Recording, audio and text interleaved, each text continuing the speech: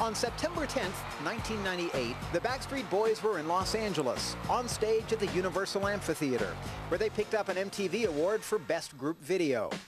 But in only a matter of hours, tragedy would strike the band yet again. It was right after the MTV Awards. I had literally, the night before we had won our award, and the next morning I had found out that something had happened to my sister, and possibly I might want to come into town. Howie was only 12 when his older sister Caroline was diagnosed with lupus, a disease that affects the immune system.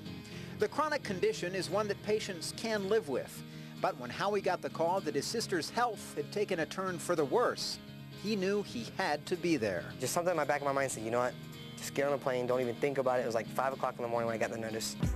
Howie immediately headed to Raleigh, North Carolina, where Caroline lived. But even that wasn't soon enough. I actually missed the first flight out, and I caught the second flight. And me and my father had just missed actually having like a few moments to hang with her. Though Howie's sister had lived with lupus for 13 years, her battle with the disease ended suddenly. She was 37 years old. Her death did come drastically there.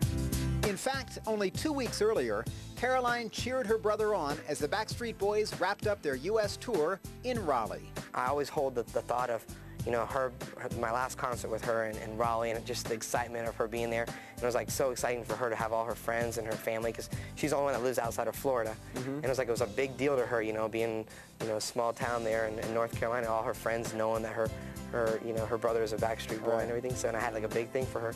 And I think for her, it's like, I think she kind of like held on, knowing that I was there. And though Howie was there too for his sister's funeral, he had little time to grieve as real life collided with show business. I literally had to get on a plane right after her funeral that day and go to South America to perform a concert the next day. And it's one of those kind of things that, you don't really realize this is all great, the Backstreet Boys, and, in our lives, and being able to entertain in front of people, making lots of people happy. But at the end of the day, like with certain situations like Brian's heart surgery and, the family member passing away, it just makes you realize that nothing is that great, more than, your own life.